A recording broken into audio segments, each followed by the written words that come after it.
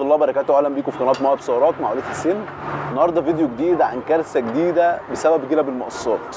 لو انت اول مره تتفرج معانا على القناه ما تنساش تعمل لايك واشتراك في القناه وتفعل زر الجرس لو حسيت فعلا الفيديو فادك. بصوا يا جماعه، قلنا كتير جدا في فيديوهاتنا اللي اهم حاجه قطع الغيار. لما تيجي تجيب قطعه غيار لازم تتاكد مليون في الميه ان قطعه الغيار دي مظبوطه. ليه؟ علشان ما تصرفش فلوسك في الهواء وما تضركش حاجه تاني. النهارده احنا معانا عربيه جيلي. تعال قرب هنا كده. بصوا يا جماعه، بصوا العربيه دي مغيره طقم جلب مقصات زي ما انتم شايفين اهو، 4 جلب.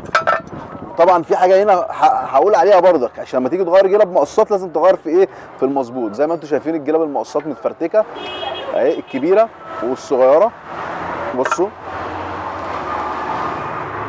الجلبه طبعا بطلعها بايدي زي ما انتم شايفين. بصوا الجلبه يا جماعه، الجلبه مفصوله 100 حته. ادي الجلبه الصغيره اهي، وادي الجلبه الثانيه نفس القصه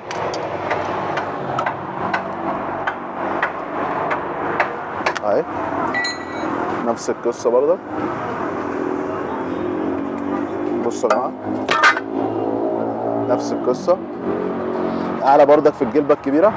بص الجلبه الكبيره متفرتكه ازاي اهو، من ورا ومن قدام. الجلبه زي ما انتم شايفين ايه، جديده اهو، الجلب جديده نفس القصه. الجلبه الايه الكبيره الناحيه الثانيه. طب ايه الكارثه اللي حصلت اللي انا بتلاقي عامل عليها الفيديو؟ بصوا يا جماعه، بصوا الكاوتش، بصوا الكاوتش، بصوا الكاوتش اتاكل ازاي، بصوا الكاوتش اتاكل ازاي جد. بصوا الكاوتش دي فرده والفرده الثانيه اهي. بصوا يا جماعه، بصوا اه، الفرده كلها ايه اتاكلت. طبعا مع نفس احمد هيقول لكم هو عامل الشغل ده بقاله قد ايه. اتفضل يا استاذ. السلام عليكم. هو فردتين الكاوتش دول بقى لهم 3 شهور، ما كملوش 3 شهور ماشيين على الارض. الفردتين اهو يا جماعه نفس الايه، واحده السلك بتاعها باين. بصوا الفردتين اهو يا جماعه نفس الايه، نفس الماركه برضك، عشان الناس برضك تبقى ايه في كلام في ايه، في مصداقيه في الكلام. نفس الماركه نفس الماركه ونفس التاريخ. تمام. الشغل اللي كان اتعمل في العربيه قبل كده يا استاذ وليد، انا قلت لك طبعا عربيه مغير جلب بقى لها قد ايه؟ النهارده كام؟ النهارده 7/8. كنت مغير قبل الشهر اللي فات يوم 9/7، يعني شهر بالظبط. ماشي. كنت مغير جلب ومغير بيض مقصات و4 براد داخلي وخارجي.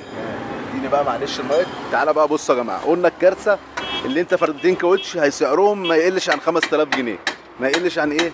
عن 5000 جنيه. طبعا احنا ايه، بصوا هنا لو واخدين بالكم اللي المقص ده ملوح، المقص ده ملوح، وعند المقص الناحيه الثانيه برضه الملوح، يعني ده ملوح كده وده ملوح ايه كده. يبقى انا بغير جلب في ايه؟ في حاجه ملهاش لازمه، بغير جلب في حاجه ملهاش. تاني حاجه جايب نوع جلب رديء، جايب نوع جلب. قلنا قبل كده انا بوجه الزبون بقول له يا جماعه، بقول هتجيب قطعه غاره، عايز تجيب قطعه غيار جلب مقصات، هاتها ماليزي، هاتها تايلاندي، هاتها تايواني، اي حاجه من في الثلاث حاجات دول كويسه. ده في العربيات الياباني. طبعا العربيه دي جيلي بيركب عليها حاجه التويوتا كورولا صريح، بيركب عليها حاجه التويوتا كورولا صريح، مفيش اي تعديل.